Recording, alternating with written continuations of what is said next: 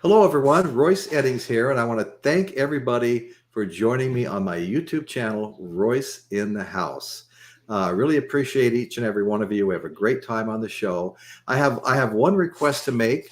I'm 2 subscribers shy of 800, which was an interim goal I set on my way to the milestone of 1,000. Okay, so if I know half of the followers or half the viewers on my channel, my analytics tell me half of them aren't subscribers, and that's fine. Please don't go anywhere. Keep watching my show. I love it, and keep commenting if you're watching it in the live chat. But if you don't mind subscribing, it doesn't cost anything, and it really helps the show. And gets us to where we want to be and motivates us and gives us the impetus to keep bringing on more and more to you. So thank you so much, and also hit that like button down below. It lets the algorithm know that people are watching our show and gives us more opportunity to be recommended to people searching for content. So that would be awesome also. But anyway, on to the show. Tonight we're going to be talking about the Beatles' magnificent Sgt. Pepper's Lonely Hearts Club Band. Now this album, and the reason I'm going to say this is my favorite album, is because I had an older brother, 9 years my senior, that I used to hang out with when I got to be about 15 years old. And we used to listen to this album together. Me and my friends would go out to his house, and we had a great time. And this album was just burnt into my consciousness. I just love this. I believe I even have that original copy right here. As beat up as it is, and it is beat up, okay? But anyway, I love this album. It means a lot to me, and I just had to do a show on it. So Sgt. Pepper's Lonely Hearts Club Band is the 8th studio album by the Beatles, released on May 26, 1967, regarded by musicologists as an early concept album that advanced the roles of sound composition, extended form, psychedelic imagery, obviously, and record sleeves, and the producer expanded the roles of all of those, okay?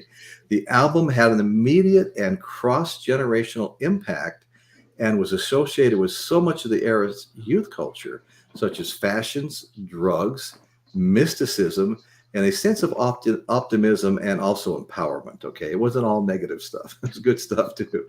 Critics praised the album for its innovation, excuse me, folks, innovation in songwriting, production and graphic design for bridging a cultural divide between popular music and high art, okay, and for reflecting the interests of contemporary youth and the counterculture. And that word will be coming up a lot as we go forward, because keep in mind, this was released in 1967, the same year of the Summer of Love in San Francisco and the Monterey Pop Festival. And that Summer of Love wasn't just San Francisco, although 100,000 people migrated to that area during the Summer of Love. It was happening countrywide and even worldwide. Yes. The youth of the world were really speaking out and wanting change. They didn't like the way things were being ran. Okay, so the influence of Sgt. Pepper's cannot be overstated. After the release in 1967, the album changed not only music, but pop culture itself. Wouldn't you agree with that, Michael? Oh, yeah. Oh, yeah. I mean, on so many levels. I mean, what are you talking about? Yeah, exactly. On so many levels. Okay. When you talk about this album, you can talk about, the amount of time they spent mixing it for the mono version versus the stereo. You can talk about the material. Yes. You can talk about its social impact. You can talk about, was it a Paul McCartney monster that was released and the beginning of him? Well, it was yes, yes, and yet absolutely not, Royce. Well, yeah. Well, Paul McCartney had the idea that they were trying to get away from the whole Beatlemania thing. Right. Come up with something entirely different, actually give themselves another name. But, I want to pause here real quick and just say hi to everyone that's coming in. We've got, you and I. Okay. Safe and Sound Texas Audio. Brother, you're welcome to join us. I've got 2 or 3 links up. He's a huge Beatles collector, Michael. You probably watched last week's show, and Oh, Kate, I'm sub to David's channel, and yeah, occasionally leave yeah, comments on his videos, and right, he same does so here. with my channel too. Yeah, I love David. Yeah, we've got Chris Elliott, we've got our own Caitlin Stoddard. We love you, Kate. Dan Goucher, Um, uh, see, Daddy Boggs, the Bogsters all here. right, the Thanks, big buddy. DB. Good to see you, man. Good to see you. The Music Sanctuary. Good evening, Royce and Mr. Nolan and everyone. Yeah, so it's starting to fill up here a little bit, and people are coming in, and we appreciate each and every one of you, each and every one of you. So let's see. So Michael, you were saying you had some Oh, thoughts. on one hand, yes, it was the beginning of Paul McCartney really taking, a lead in the amount of material that he had readily available at the time, Right. and by the end of the project, you could say that was firmly true. But in November, see, this was a 5-month project. Now, everybody today, it takes 5 months to turn on the lights in a studio, it seems like, right? But 5 months, Right. 5 months to record an album was absolutely unheard of. Okay. Exactly. So in November, and a whole lifetime happened in these 5 months, folks, for the Beatles. In the beginning, John Lennon was as much in control and excited and absolutely directing the focus of that album, and his initial wants and desires would continue, even though as spring started to right. approach, John started losing interest and was a bit resenting kind of Paul. And I think that's why John kind of dissed the album post Beatles in interviews, right? But I'm telling you, I've done research. I've read a trillion books on the subject. John was excited about this project, Yeah, and even though he's not up in as prevalent as a songwriter as he had been prior to this, right. His material is essential for this album. Absolutely. I think I actually left off with you can't underestimate the impact of this album. I mean, right. In terms of experimentation, it may not be too far-fetched to say that much of popular music in the half century after 1967 has come under the influence of the Beatles' Sgt. Pepper's Lonely Hearts Club Band. And I believe that too. Within 3 days of its release, the Jimi Hendrix Experience, playing in London at the Seville Theatre, did a rendition of the title track on the album. And Paul McCartney and John Lennon were actually in attendance at the theater watching Jimmy play. Everybody loved Jimi Hendrix in England, right? And they knew then they had created something special 3 days after its release. Okay, let's see. So also, the Beatles had brought the values of the counterculture into the mainstream, okay, by breaking traditional rules about what a rock album should be. Sgt. Pepper's gave other musicians ideas, new attitudes, and a new approach to music. The production of the record also set new standards in expertise and innovation. And it did, too. Sgt. Pepper's Lonely Hearts Club Band came out at the dawn of the Summer of Love, which I just mentioned, and it crystallized the Beatles' emergence as in the counterculture, and they crowned themselves leaders of the alternative movement. I thought that was interesting. Right. But I can see it, and I'll tell you what, I have to be perfectly honest with you. Everybody was a Beatles fan in 64. Everybody was a Beatles fan in 65. And little by little, I started getting into a little more edgier music, and I started not paying nearly as much attention to the Beatles, although we did love Revolution and St. Jude, and a lot of the songs are still great. But little by little, I think not just myself as an individual or my friends and myself, but I think the masses were kind of starting to move away from the Beatles into something new. But when Sgt. Pepper's hit, for me, I know, and probably for many others, I don't know why my hands look white, my arms look brown. I mean, to tell you the truth, they're all the same color. They're all exactly the same color. It's great. Looks like I dipped them in bleach or something. But anyway, but when the Sgt. Pepper's came out, just like so many other things that have come out over the years, it was a total game changer for me. I loved that album, and Magical Mystery Tour followed it up, and they were great albums. Okay, so at the end of August '66, and this is another amazing fact to me, we all met the Beatles in '64. In August of '66, the Beatles had permanently retired from touring. 2 years after they got here, they retired from touring. I didn't know that, Michael. That really caught me by surprise when I read that. Oh yeah, but it was incessant touring, like no other act had ever experienced on planet Earth. Right. And you know what? The amount of shows. Right. I'm trying to remember the name of the writer that kind of catalogs their recordings as well as the dates this and that happened. Mark Lewison's book. Okay. And I mean, he goes back to the cavern days, quarrymen days, and the thousands of shows those guys did. And it was a more primitive time, folks. All right. So,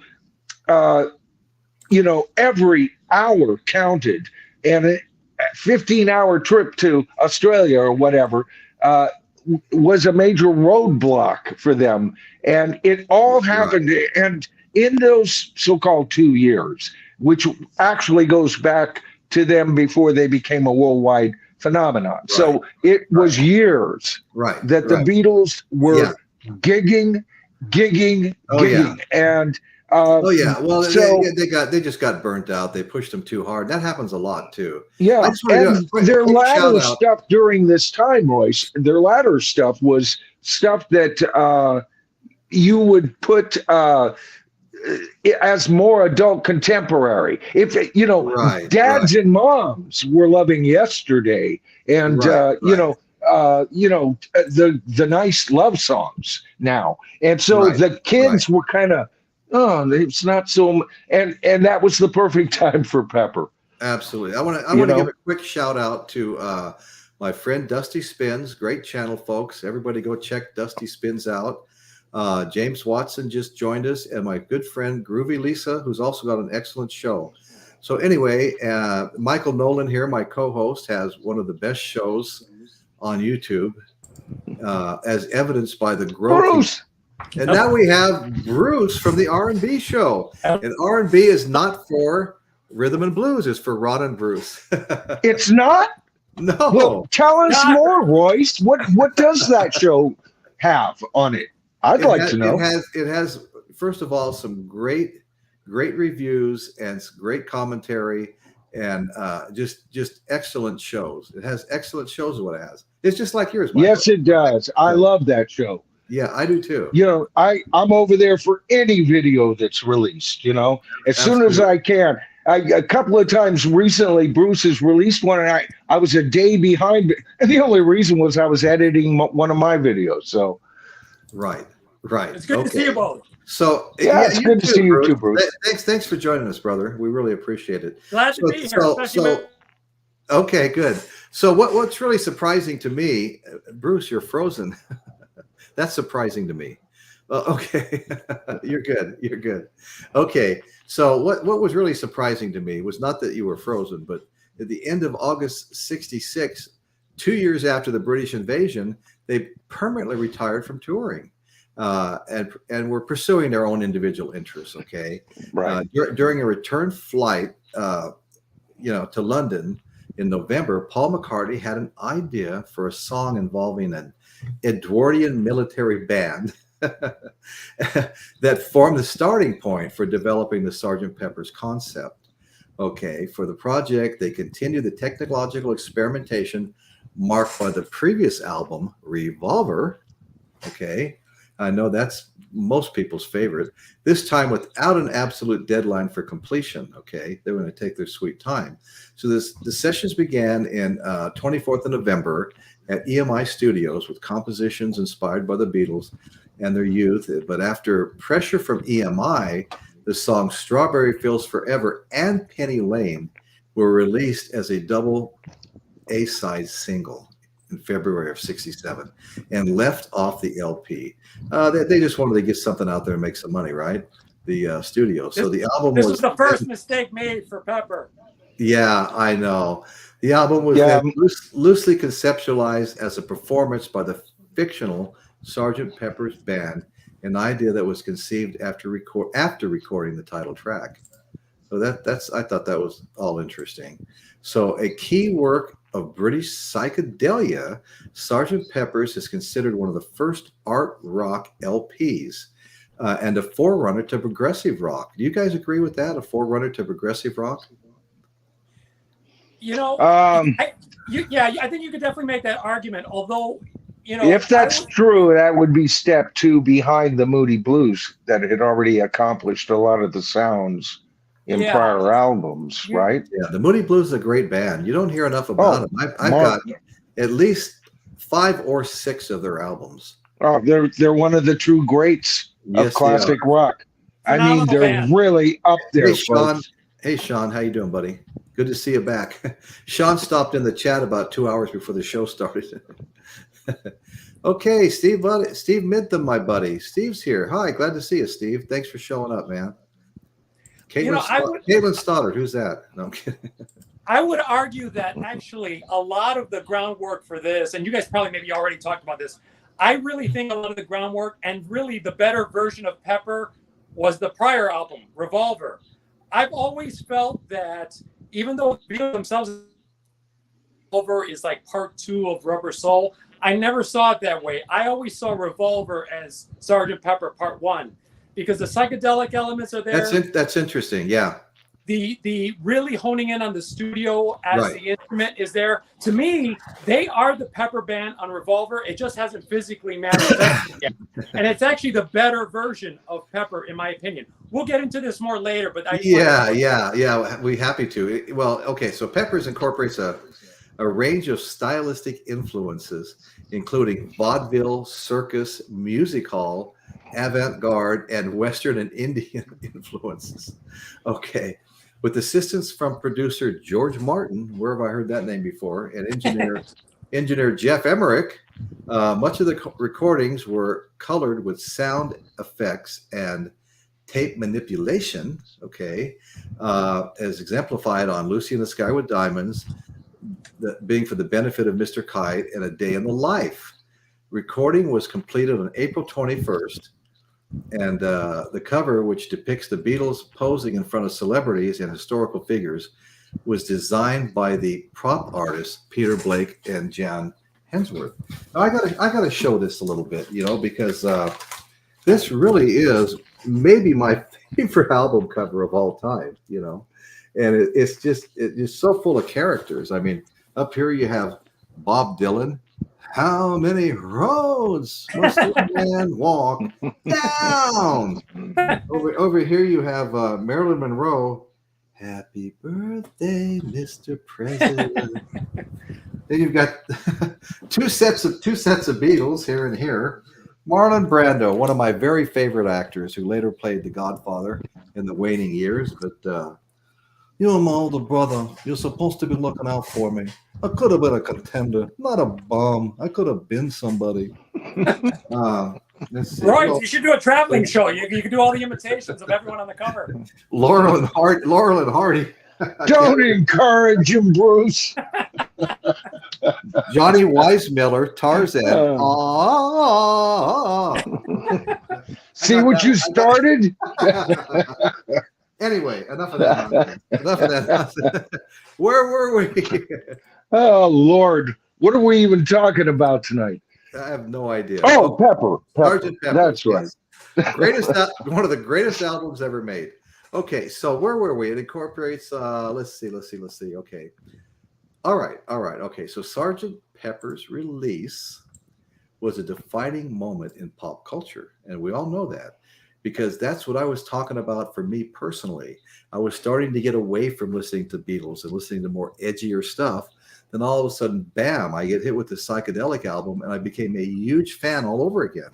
Okay, so it was released in the era of the Summer of Love, which I'd already mentioned, while its reception achieved full cultural legitimacy for pop music and recognition for the medium as a genuine art form. Now, this is what really impressed me.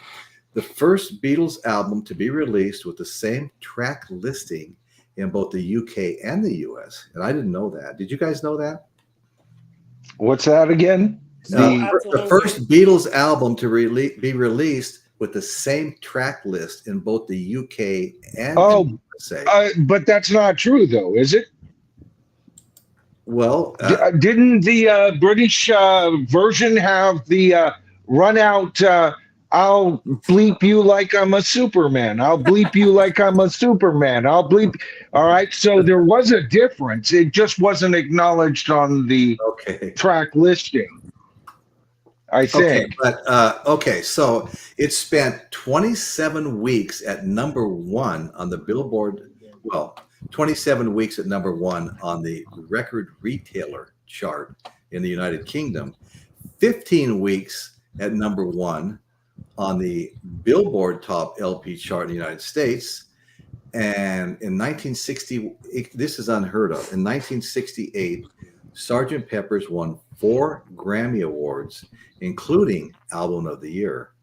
And that's the first time that had ever happened. Okay, the first rock LP to receive the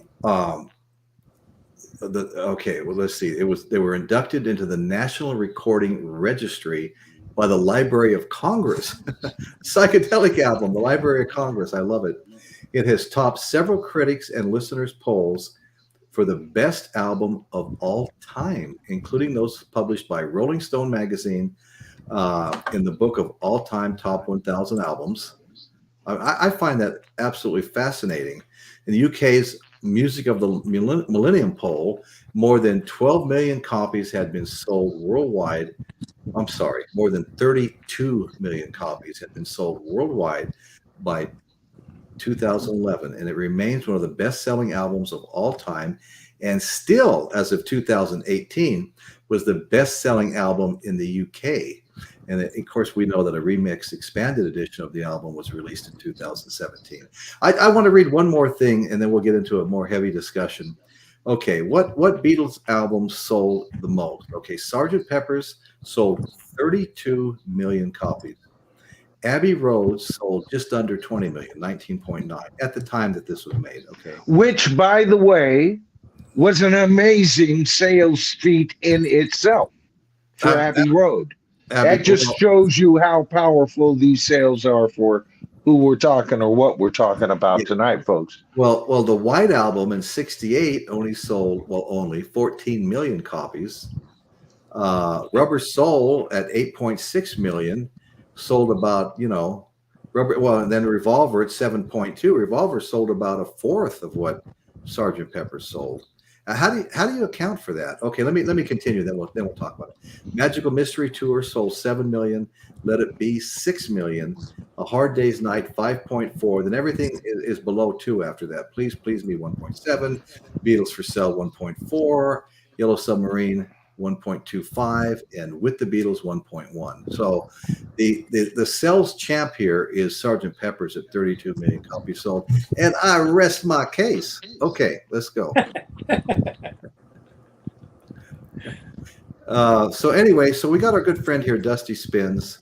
Always good to see Dusty come in. Same with Groovy Lisa. Always appreciate you guys coming in and watching the show. We've been having a good time. Hi to everyone in the audience and the other chat. Yeah. Okay, so I'm trying to get a little chat action going here. So, what is your guys' opinion of these sales numbers with Sgt. Pepper's topping everything? Were those worldwide or U.S. numbers? No, this was just worldwide. Yeah. Okay. Yeah. Okay. Caitlin says the White Album is still my favorite all time. Okay, I know you said that last week too, and I appreciate that. I have the White Album. And it's a good album. They're all good albums. I mean, you can't. It's hard to not like a Beatles album. I mean, they've all got great harmonics, catchy tunes, catchy hooks. They're easy to listen to. None of them are hard to listen to, right? Oh, for sure. I mean, Can't go wrong with any of them. No. They're the okay. So all right, any Beatle album, and that includes Yellow Submarine. They need to get that remix back on there and just tank that sucker. But any Beatle album, any Beatle album, you're listening to superior music. Yeah, Not superior rock music, not superior pop music. You're listening to the freaking Beatles. All right. These guys are the masters. They taught the rest of the submasters how to do it. Okay. I mean, it gets down to that.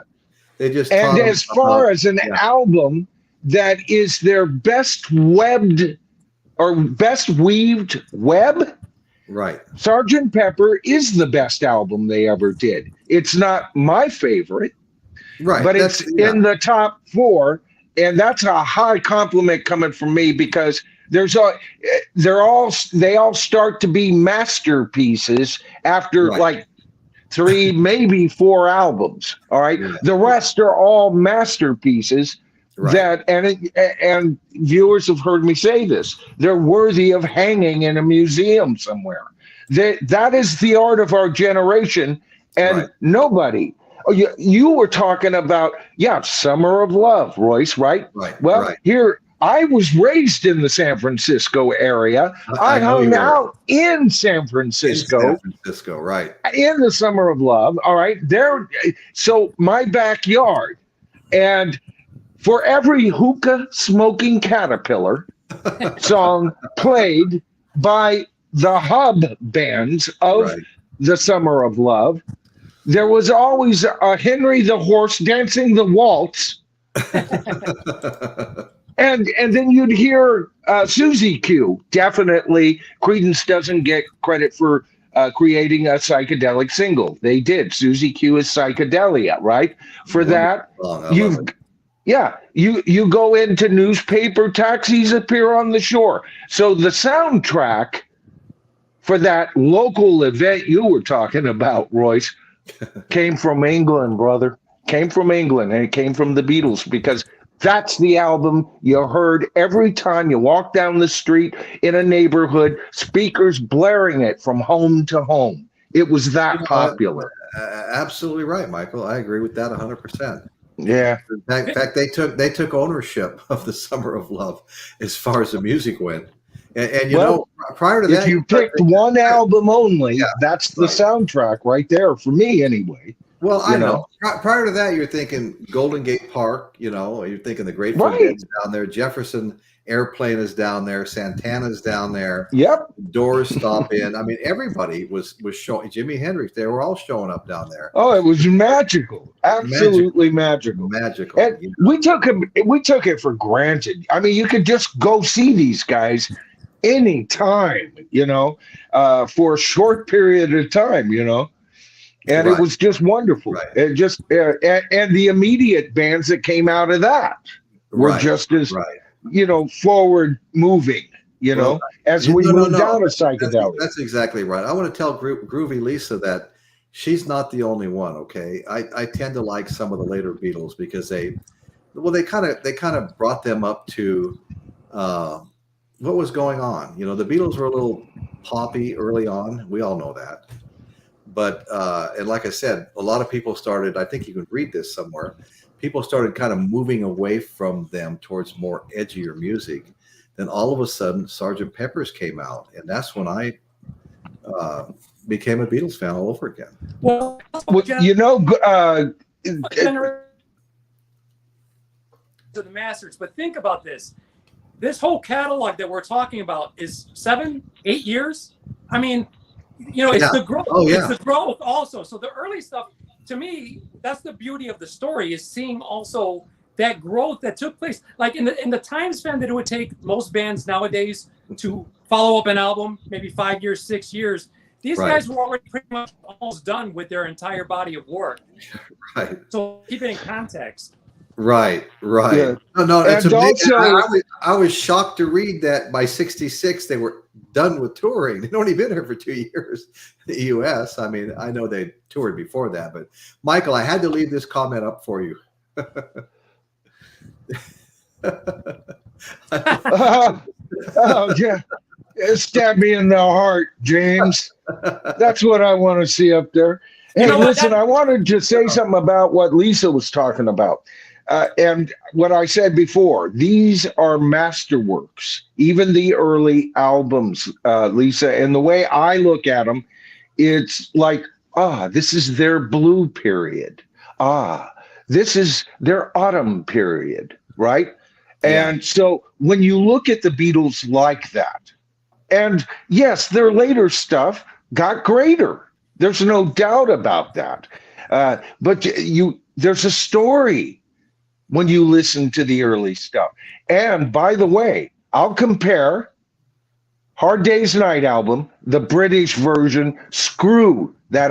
I hate the American version. I have the American version. I do not recognize them, Royce. They're wrong for so many reasons. So we could do a whole night on why the American version should be banned from the universe. Okay, but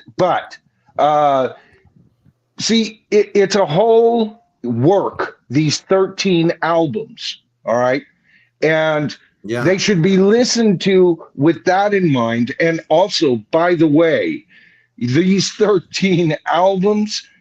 Think of any other band that can come close to producing that output in that short a period of time and that high of a level of output.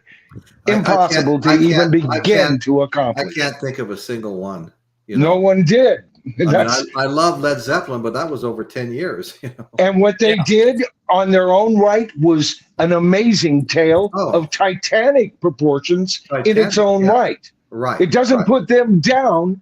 That you still have to put the Beatles on top, in my mind, anyway. No, absolutely, too, because all the bands that followed had a template to follow. The Beatles didn't necessarily. They set the template, so that's where they get extra points. That's a great point, Bruce. And in my opinion, Bruce, I also think that if there is a progenitor, it was the Beatles, and their son was Led Zeppelin. That's how high I rank Led Zeppelin. And I think they're every bit as art, and what they accomplish. That takes us off of Pepper. But anyway, I just wanted to kind of acknowledge what Lisa was saying, because I think a lot of people these days favor just primarily that. But Hard Day's Night, their third album, is as good as anything else they ever did. It is the first classic album that should be hanging in a museum. That the Beatles ever did, but it has to be the British version, not that piece of crap we got. Well, Michael, I think what you're saying, I can really relate to it, because like you, I lived the Beatles' early albums in real time. I watched the British invasion come to town, and I listened, and I got educated by those same American albums, Royce. But I don't know. I don't know if I know you did exactly, but I don't know. Looking back now, people that didn't experience that would feel the same way about some of the earlier albums. I don't know if I could say that. I could say that for myself because I was there. A really interesting happened. Well, I had to leave this comment up. This was their acid period. It was absolutely their acid period. I just had an argument with my wife's sister, who came out from Texas, and she says to me, she says to me, do you know where that song "Lucy in the Sky with Diamond"? You know what that's about? And I said, yeah, LSD. Mm-hmm. She goes, no. It was John Lennon's son, Julian, had drawn this picture at school, and there were stars up here. And I said, I know, we've all heard that story. We've hashed it out on YouTube. I said, but the bottom line, all four Beatles were dropping acid at the time, and John didn't want to be responsible for any carnage that was created by him promoting the use of LSD, because it doesn't work well for everyone. You better be in a really good frame of mind when you take that. are you going to be screaming somewhere in a psych ward? But anyway, so anyway, I don't think she ever forgive me for disagreeing with her. You know how sister-in-laws can be. Yeah, I mean, honestly, to think that John didn't make that connection with LSD, even if the root of it was that picture, it's like, come on. Right. Maybe that, yeah. I could see what that would be the motivation for the name of the song, you know, and maybe even some of the lyrics. But I think John was being honest. I think he got it. It was that innocent. John could be that innocent at times. He wasn't just this mad scientist all the time. Jeannie's not watching right now tonight. But I think it was there could have very well have been a subconscious connection on that. And by the way, that's not just John's song. Paul wrote a lot of the words on that song. He's the one that came up with "Newspaper taxis appear on the shore."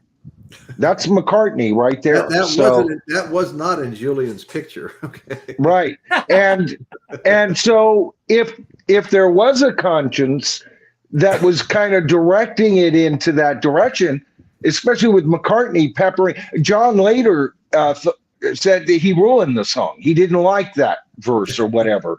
And that Paul was always trying to intentionally or subconsciously ruin his material, you know, right. Which I think is absolutely the opposite is the true case, right? But anyway, so I don't know if it was, you know, I think it was subconscious at the most, don't you? Yeah. I mean, John was pretty damn honest.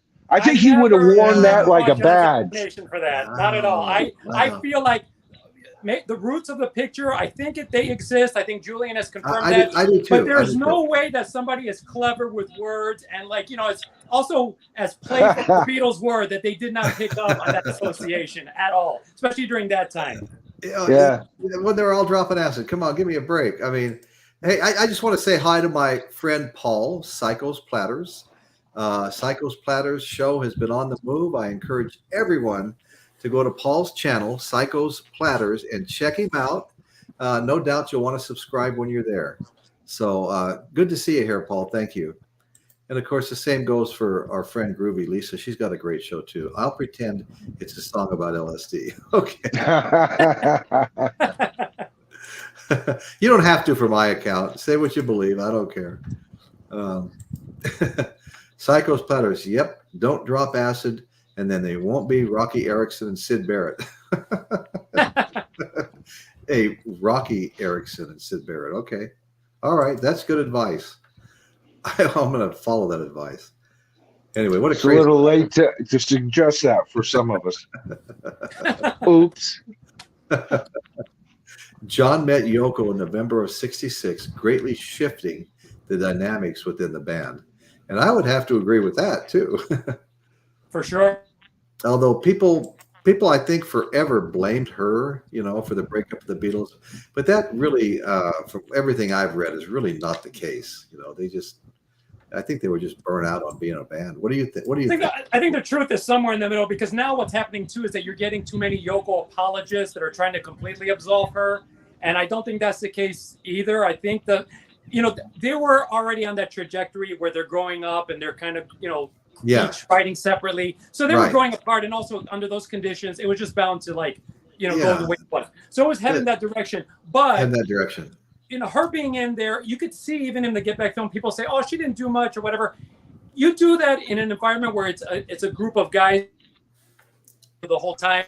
Dynamic, the communication changes. John's focus, obviously, he was getting less and less interested in the Beatles and more into, you know, his own thing. And once he met Yoko, that was his whole world, you know, moving forward. So, you know, she doesn't completely deserve the blame, but I don't think he's someone who deserves to be, you know, like completely absolved. She was his focus, except for that lost weekend, 2+ years he spent in LA hanging out with the Hollywood Vampires Drinking Club. Yeah, as you well chronicled. What do you mean? She sent her sex slave to go along with him. She was still keeping her evil Oriental Empress eyes on John. Come on. I gotta tell you, I think that's a pretty cool wife. Pretty cool wife. Oh God. Anyway, I want everybody to welcome Dr. Rick to the show. She's a demon. Oh, Lord. Not a Yoko Rick, fan. Dr. Rick, thanks for showing up, buddy. Dr. Rick's here, folks. We all appreciate it too. I think I might take one more moment to mention that I'm 2 subscribers short of 800, an interim goal on my way to 1,000. So come on, sub him up, folks. I know that analytics show that half the people that watch my show, and maybe they have nothing to do with the chat, but half the people that watch my show haven't subscribed yet. And don't not watch my show. Don't not watch my show because of anything I'm saying tonight. I just want to say I would really appreciate it if there are any non-subscribers watching right now or watching later. If they go ahead and hit the subscribe button, doesn't cost a penny. And hit that notification bell. You'll get one notification that the show's coming on the next time. We do this live podcast every Sunday. We do things in between the live podcast, some pre-recorded stuff that we've been having a lot of fun with. So anyway, this is the 260th video. Yeah, there's a lot to watch. There's a lot to watch there. There's multiple playlists. Why we love the Central Coast, tours of famous places. One tour is Haight-Ashbury in the Summer of Love. Another tour is we go have dinner at Clint Eastwood's ranch in Carmel, then go down to the Hog's Breath Inn that he owned for 27 years and sold to a personal friend. And went down there and just had a fun time inside the bar, cutting up with the employees and some of the other patrons. So we have a lot of fun stuff to watch, including these music podcasts. So check us out. If you like what you see, hit that subscribe button and please hit that like or thumbs up button. What that does is it lets the algorithm know that people are watching the show, liking the show, and then when people are searching for content, it motivates them to recommend the show. And all of that is just part of growing. Bruce and I did, folks. That's right. Yeah, let's get Royce to that all-important 1K. Yeah. Long deserved 1K, Royce. Really, long deserved. Oh, thank you, man. I'm kind of a working class podcaster. You'll get there. Nothing ever seems to come easy for me. No, that's not true, Royce. You are a full-time working man, head of a family. I am still busy as F you, whatever fun you want to make it. All right. And you've managed to get within shooting range of 1,000 subs. Brother, that is no small feat. Congratulations. Thank you, Michael.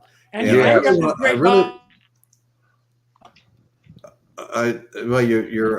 froze for a second, Bruce.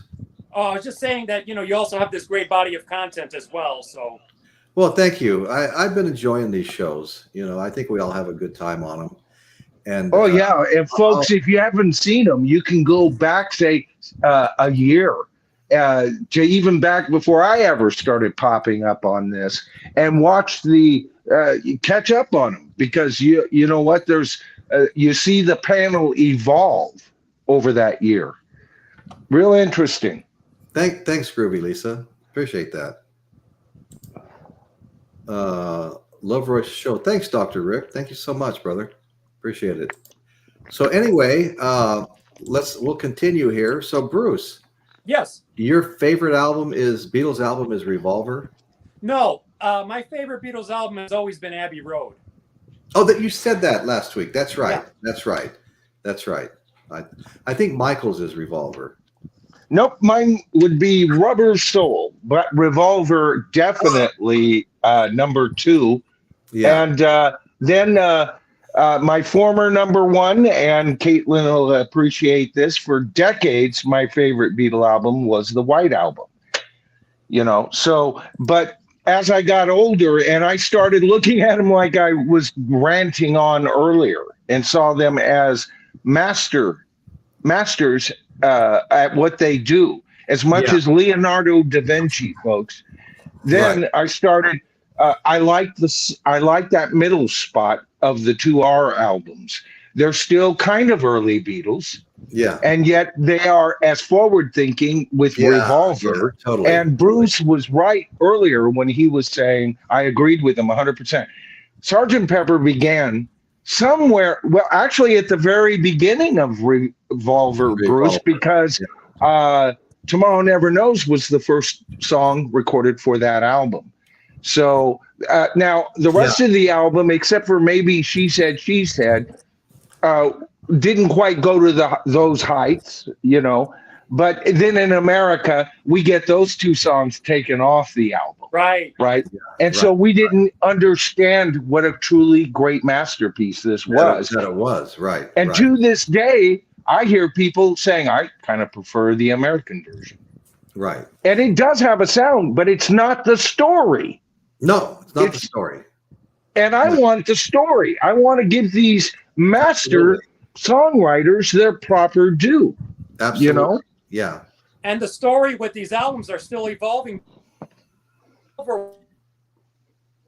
It was the only of the Giles Martin remixes that I was genuinely really impressed with. For me, the new stereo mix of it under headphones was really illuminating for me. I mean, it made me really listen to that. Okay. That's. And Michael, are you hearing what I'm hearing? Yeah, you're freezing up, Bruce. You know what? Right. Why don't you might sign off and come back? Put up a new link, Royce, and have him come back. Oh, sure. It may, yeah. Sometimes that'll clear that up.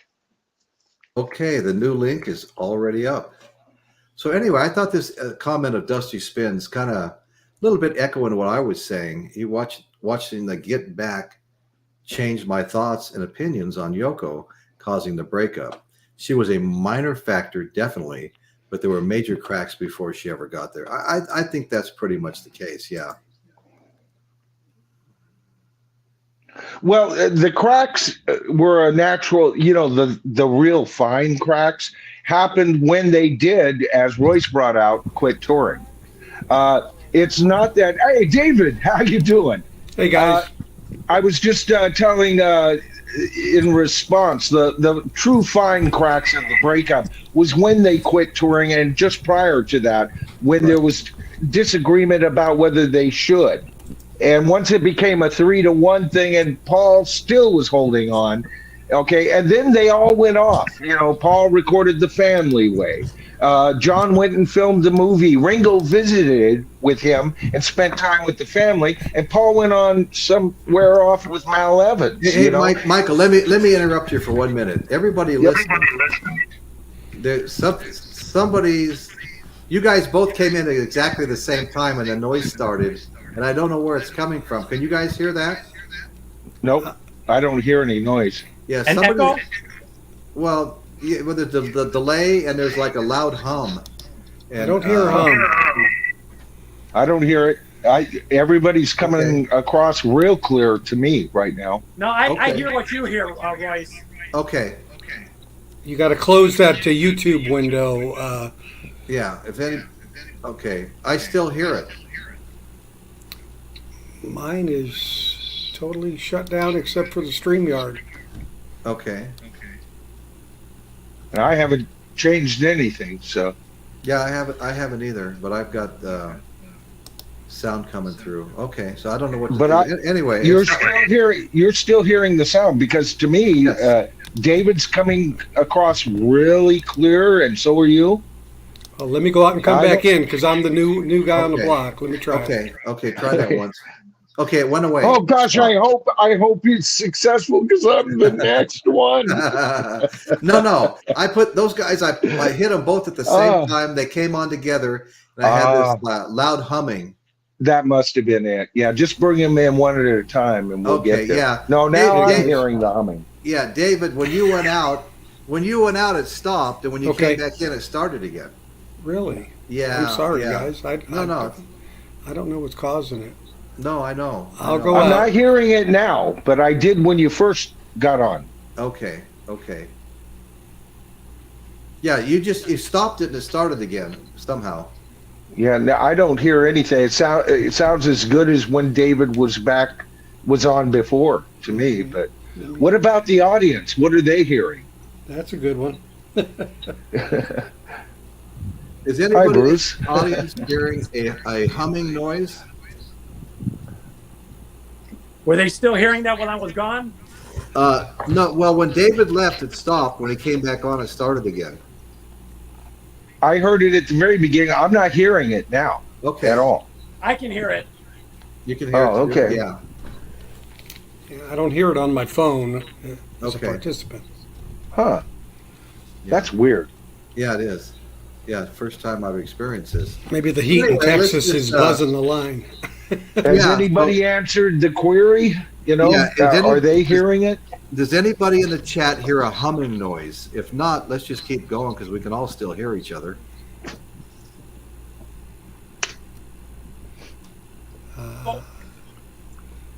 Okay. Mike. Funky there, but did my comment about the Revolver remix, did that at least cut through? No, I think we missed part of it, didn't we? Yes.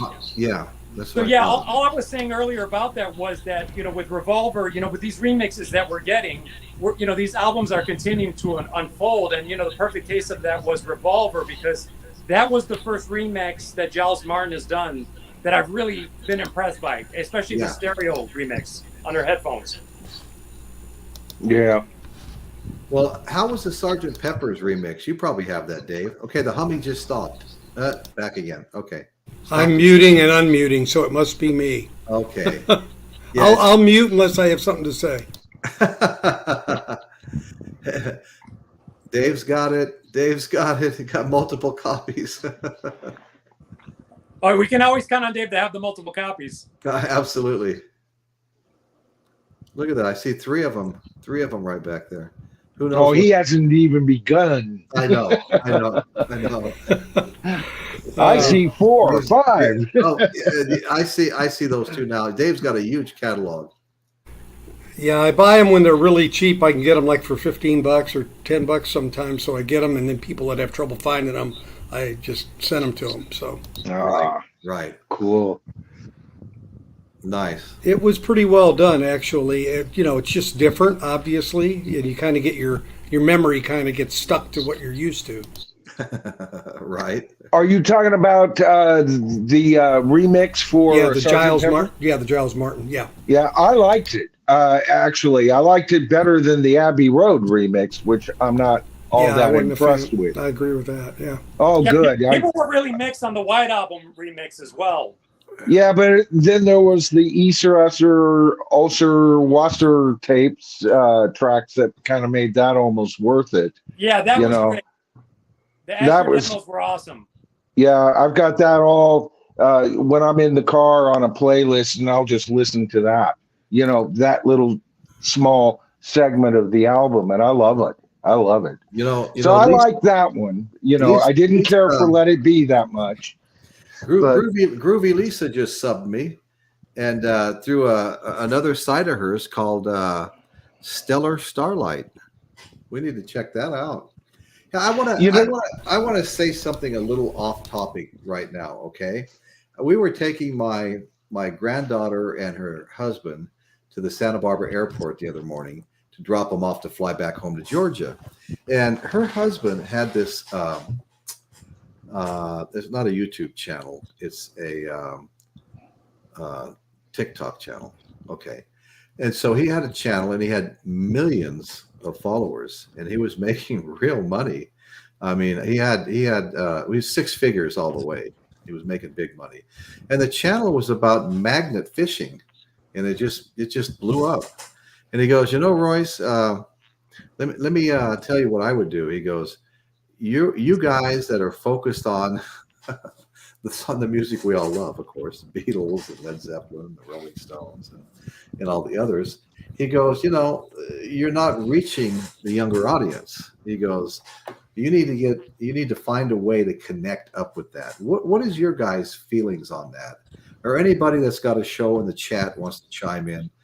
Well, my YouTube analytics tell me when I first started covering classic rock, 90% of my people were 60 plus. Right. Okay. Right. I now have the 35, close to 40, maybe percent people in their 30s and 40s now. Okay. And the way that I've done that is I try to keep tie my videos, not always, but to current events, of course. And to me, it's almost a mantra on my channel. I don't like where rock and roll is going as an art form. I concede its heyday is done. I understand that. But it is still the art form I love. And I want it to be represented with dignity live and allowance of further bands, just like there were further really good blues bands after the greats, right? And there were great jazz musicians after the greats. Sure. And I want it to go in that direction. And I call any current band out there. So I tie it to that. And I tie it to Ticketmaster, and I tie it to the big mouths in rock out there who cannot keep their damn mouths shut. And ever since I kind of pepper my videos, and then I'll all of a sudden do a review of Led Zeppelin 4, you know, and that's how the audience, you know, how I've got a bit of a younger audience. It's still heavily, you know, 40 plus, but I've seen some growth in that area. And that's been on purpose too. So I had that conversation with my my granddaughter's husband, who had a big show, and pretty bright young man, and very bright young man, I should say. And then I looked at Groovy Lisa, Stellar Starlight here, and she subbed me from her K-pop account. And that reminded me I wanted to say something about that. So she's connecting up with that group, you know, the younger people. And so I every once in a while I try to look around and see what's going on with the youth. I have a 18-year-old grandson that lives with me, you know. And the only we've got 4 French doors at the back of the family room that lead to his suite, more or less. And in each one of those French door windows, poor kid, French door windows, he's got like a musical artist in the windows. And the only one I recognized was Kurt Cobain. I go, oh, you got Kurt Cobain. Oh, you know Nirvana? What do you mean I know Nirvana?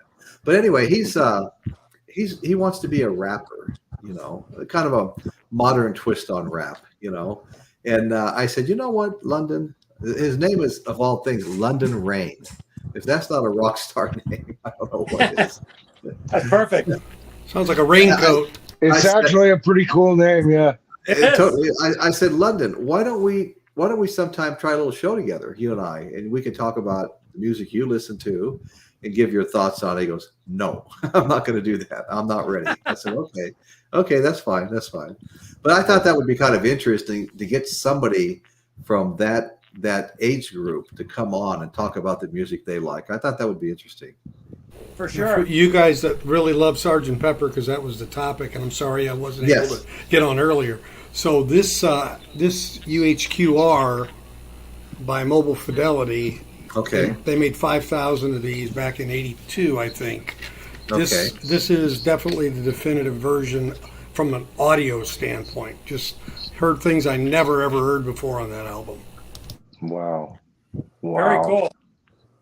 You know, we were talking about the mix of Sgt. Pepper. One of the things I liked about it is it kind of was a mix that kind of unfolded the whole story about the recording and itself, especially with the bonus material and earlier takes, instrumental only takes, quite revealing to me as a Beatle fan, you know, because I've studied them. You know, I cut my teeth writing my songs, trying to not imitate them, but coming up with something that kind of spoke to me like their music spoke to me. And so they really, you know, they're deep in my soul.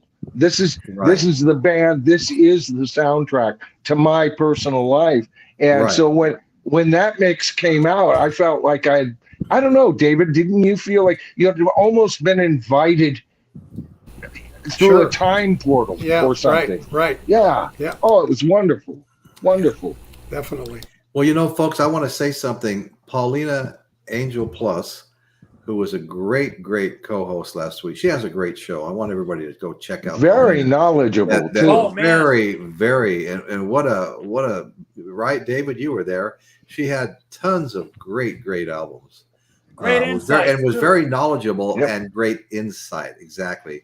But I read a comment down below. I'm way up above right now, and she said, "Hey Roy, sorry for tuning in so late. A close friend of mine passed away from cancer yesterday, so I'm not doing good right now." And I just absolutely want to say, Paulina, I'm so sorry. I want to give my condolences to the friends and family, and to you, of course, as a good friend. And I'm just really sorry that happened. Same. Yeah. I just recently, within the last few years, lost my oldest and dearest friend to the same thing. So condolences, Paulina. Yeah, that's been happening quite a bit lately. We just lost we lost my friend a few years ago, and now his young daughter just passed away, and I just feel so bad for his wife losing her husband and her daughter. And her daughter was a beautiful model, when she was younger, and she was still young. I mean, it might have been in her 30s now or something, but she got into modeling and stuff and was doing fantastic. And then she got involved in real estate, and I did a little bit of dealing with her and stuff like that.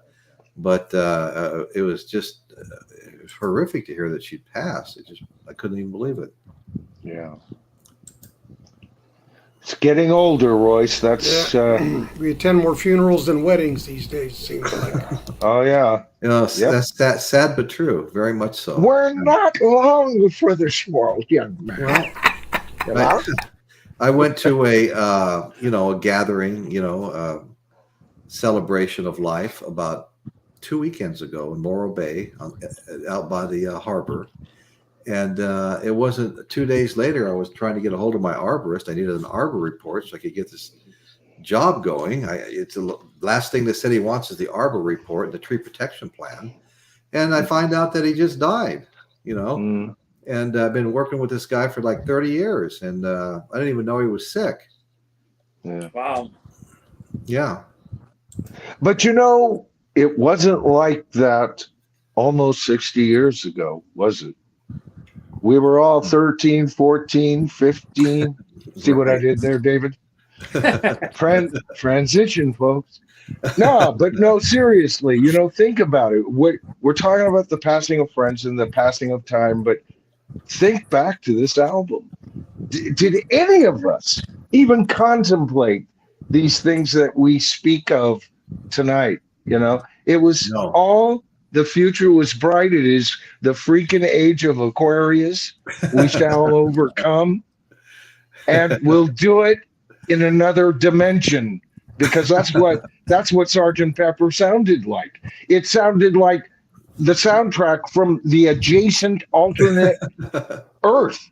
It's really interesting to hear you say that. It jarred us that much. It did me. Right. It's It like, did me too. what was that? What? Well, wait, like I said every earlier, song. Sgt. Pepper was like a game changer for me. I absolutely love that album. And I had, like I said, also, I'd been kind of getting away from listening to the Beatles, And then they came out with their psychedelic album. And I guess I must really like psychedelic music because I've been listening to it for most of my life. Oh, big psychedelic fan. I knew when they gave yeah. when they gave Ringo a solo that early in the album, it was going to be different. Yep, good point. Daddy Boggs is considering being that youngster that comes on my show here. Yeah, he's considering the invite. Maybe he can talk about his budding rap career. Oh man. Come on up here, young man. Hey, I thought about changing my channel name to Old Fart Audiophile. So. Please don't. No. Oh Lord. Michael, you talked earlier about Hard Day's Night, right? Yeah. And what a crap album this is compared to this. Yes. I remember when I bought this album right after the movie came out, and then for some reason I got a hold of one of these. And I think I coined the term WTF at the time. like what happened? I know. It was such. See, I didn't look. Man, it sounds like you were aware of the alternative recording before me. It was mid to late 70s that we were starting to, in America, in my area, to have record stores that were carrying imports, that I became aware of. And I started reading magazines about the difference of the albums and everything. And once I knew that, and the most startling difference was, to me, Hard Day's Night, 13 magnificent songs, all 13 powerful songs, and 10 of them written by John Lennon. And the three, I've said this before, so sorry if I'm repeating for some of you.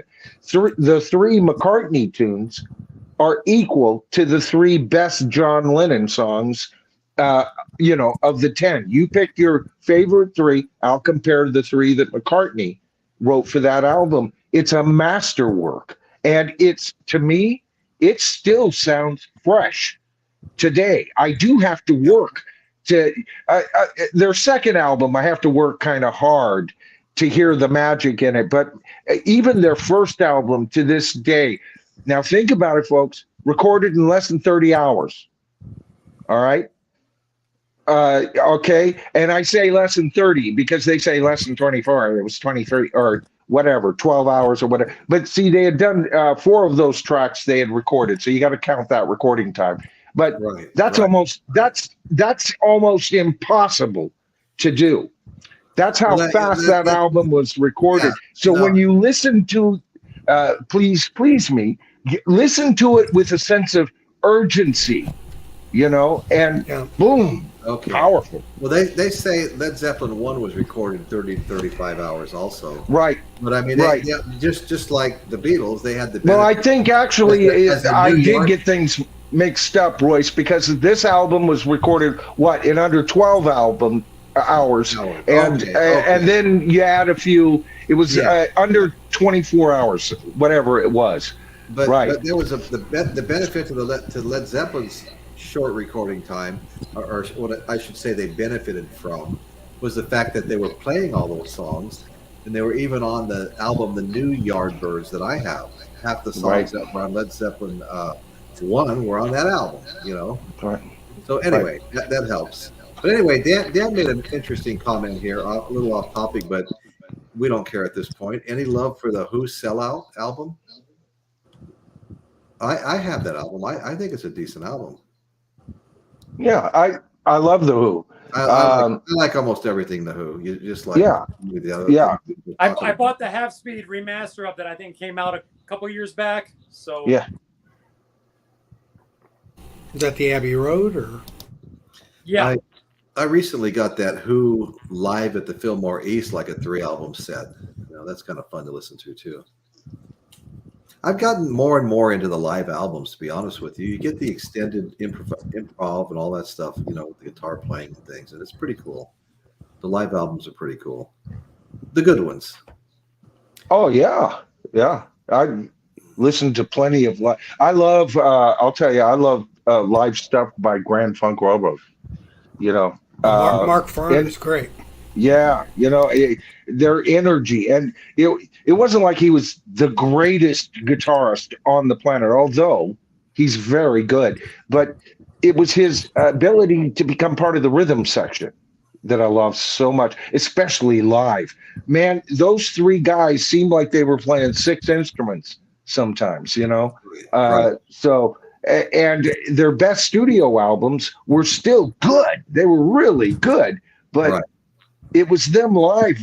I've got a whole playlist when I walk of Grand Funk when I'm in the mood, man. And I click that, and it's always the live playlist. Right. I'll tell you, I'm Your Captain and Closer to Home is one of the most underrated things out there. Oh, Yes, yes. I love that. That was great. I was a big fan of that in my Oh, youth. and listen to the words and the story of that song. You know, the story. Oh my Right. God, they write a screenplay, make a novel, you know, shoot a movie. Chris Elliott's got a pretty cool comment here. Yeah. What does anyone think about the usual comparison of Sgt. Pepper's and Pet Sounds as far as an influence? Lots of influence. The third song they recorded for this album that got taken off, we've already talked about that, Penny Lane. Paul McCartney made it clear to Jeff Emmerich that he would absolutely tolerate nothing less than absolute clarity on the recordings on this album, because he was stunned with the clarity he was hearing on Pet Sounds with the Beach Boys and what Brian had already accomplished there. Right. And so right from the start, Jeff Emmerich said, now how in the hell am I going to do that? And he only recorded one instrument per track, to the chagrin of both George Harrison and Ringo Starr as that process continued, per instrument. All right, one track, one instrument, and a lot of bouncing. Everybody goes, hey, this is the world's greatest 4-track recorded masterpiece. And yes, in a way it is, but it's also not that, because there was a lot of bouncing between 2 4-track recorders, and a lot of technology developed not only by Jeff Emmerich, but Ken Townsend, and the engineers they had were so freaking brilliant, folks. They were breaking records and reestablishing new rules all in 9 or 5 months. Right. Isn't that amazing? That's amazing. What? Yes, it is. What a tale. Oh, right. You could definitely hear the... Yeah, go ahead. Oh, go ahead, Bruce. I was just going to say, you could definitely hear the influence of Pet Sounds on Pepper, for sure. I mean, in terms of arrangements, McCartney was definitely influenced. And even a song like She's Leaving Home, that sounds like it could have been on Pet Sounds, you know, it's like a Brian Wilson track in a way. So, and right. I think the reason it did is because McCartney got pissed at George Martin for being too busy with Cilla Black to arrange the strings. He hired Leander, Michael Leander, his last name's Leander, to score it. And it shows. And somehow it fits perfect on that album. I know Martin hardly ever forgave Paul for that. He felt very slapped in the face for that. But there was that crystal clarity. Penny Lane, what I was talking about before, he laid down one track of piano after another, no click track, not even Ringo tapping out a beat. He is the metronome. And he laid down probably 20 keyboards for that keyboard sound that you hear on Penny Lane. And Jeff Emmerich said, we mixed them so many times that a vast majority of them were lost in the mix, but it created a blend. Ask AI to do that. Yeah. All right. That's human creativity, baby. Human creativity, correct. Yeah. I want to say hi to my friend Star Trekker. Great to see you here, brother. Appreciate you showing up. So anyway, yeah, that was great, Michael. You've got a lot of knowledge, and appreciate. Well, it's funny. It's funny you bring that up, because I don't know why my mind immediately, Michael, went to what Bruce Swedien did on Thriller, 192 tracks, right. And he even all of the sound effects were in 2-track stereo. Right. So when you listen to the a creaking of the doors, that's all right. Stereo. There's no mono on that at all. And right. It's really it's an unbelievable mix. Right. Wow. And I forget the term I'm talking about here, but on Sgt. Pepper, they use tricks like ADT, artificial doubling tracking. I always thought it was artificial doubling technique, but ADT, which was a slight millisecond of difference between, and you'd feed it between 2 recorders to get that doubling sound that John fell in love with on the previous album. They started using it. But here's the thing with all of that. They also developed the technology that eliminated crosstalk between 2 speakers. Right. Okay. And to this day, they say that was invented in 1981. I beg to differ. Okay. You know, because Right, that's right. exactly what they did. Now, it was rudimentary at this point, but that's part of that special sound that belongs only to this album. All right. There was a lot. How about When I'm 64, the second song, a song Paul wrote when he was a teenager. And the Beatles just brought it up because they always liked it. They played it at parties and in between sets and jammed with it. They just enjoyed doing it. Yeah, I think he was 15 when he wrote it, right? No kidding. Again, to get that clarity that Paul was demanding of Jeff Emmerich. And by the way, Jeff Emmerich was one of those Grammys. He was the engineer. He won a Grammy for this. Yeah. Okay, as the engineer. So did George Martin as producer. All right. So this is the first time producer, engineer gets credit, because that's how important he was to that. So important that he invented the idea of close miking and shoving it up right up against a wooden clarinet that you hear on When I'm 64, and you can hear the wood in the recording. Go out and listen, bang a hammer up against a tree, listen to the reverberations, and then listen to this recording. Okay. Amazing. Amazing I'll stuff. do that. I'll do that. Hey, let's all take a stab at Groovy Lisa's question here. What is your favorite live album? I'll go first. I like the Allman Brothers at the Fillmore East. The first album. Anybody else? I said ditto. I agree. I got that. I thought that was a Rush Limbaugh live album. Sorry.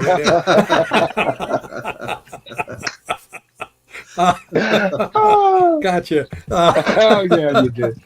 I think, I don't know, Stop Making Sense by Talking Heads. Okay. It is hard to argue with that Allman Brothers album, man. Holy cow. No, it's amazing. Yeah. But I'll tell you, I'd be on everybody's shite list if I told you number 2, because I love McCartney, Wings Over America. Same. I think that's my. I saw that tour. Okay. I love. Yeah, me too. I was there at the Cow Palace, this close to him practically. I was within 5 feet of him, Bruce, as he sang Yesterday. Amazing. I had arrived. I was enlightened. You were a day late, but it was okay. Yeah.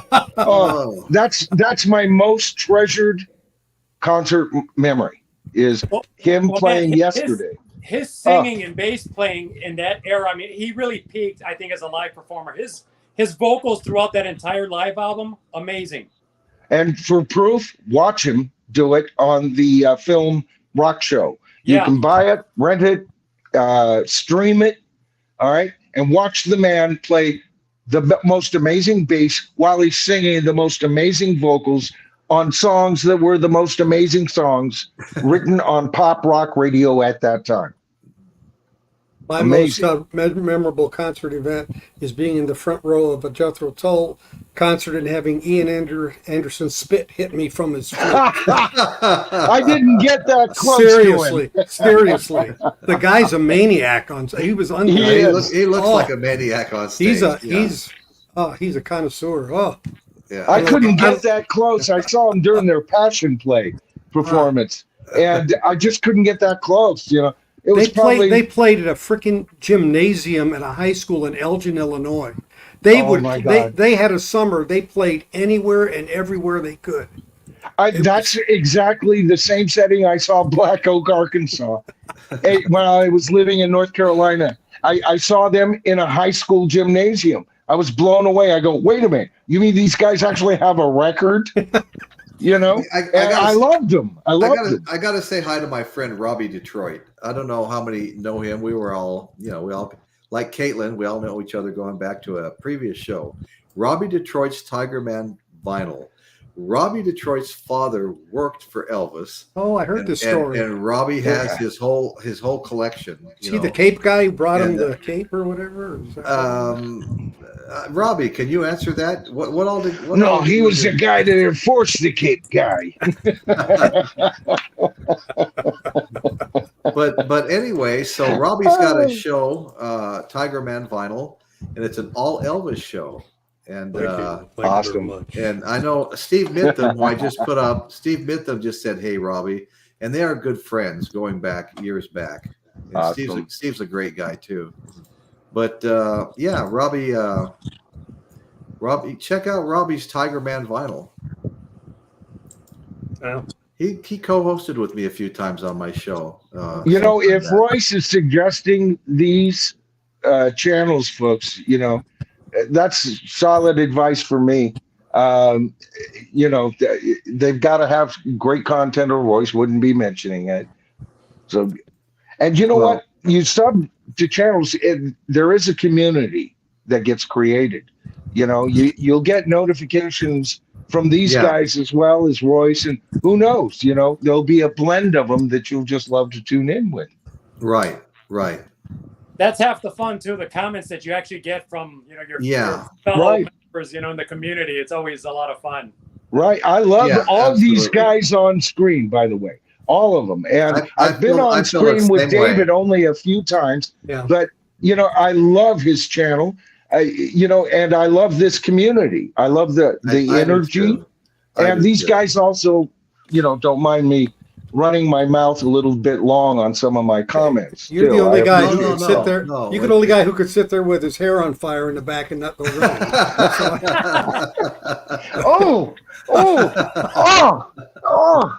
Man, I've been winged twice. No, we always love your input, Michael. Oh, Michael, I love it. It's just so cool looking. But on that note, well, folks, by the way, the reason I always do this, Royce, sorry, but no, go ahead. I see this as a fireside chat when we do these. Yeah. All right. Sure. And so that's why I always run.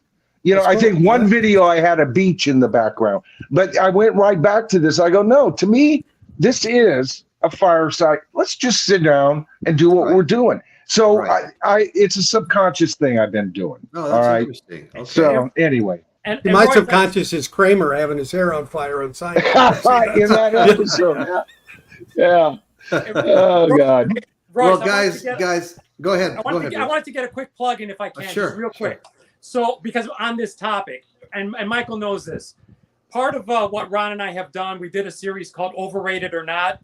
We actually talked about Sgt. Pepper, and we each make a vote, on each of these canonical albums, whether it's overrated or not. So, for anyone curious about continuing the Pepper thread, please check that out on our channel. Excellent video too, by the way, folks. It's a great idea. Thanks for sharing that. Appreciate it. Absolutely. Thank Absolutely. you. So anyway, folks, on that note, we're running a little over on time now, and I want to thank all the folks that came and joined us in the chat. You are all very much appreciated. Thank you. I want to thank all my co-hosts. Each and every one of these guys has fantastic podcasts. Go check them out. You're going to want to subscribe when you're there. They're all great guys. They all have great shows and do an excellent job. So anyway, thank you all so much. And that's what's going on in Royce's World today. We'll see you guys all later. Thank you. Take care. Have a great week, folks. Have a great week. See you. All right. Bye, guys.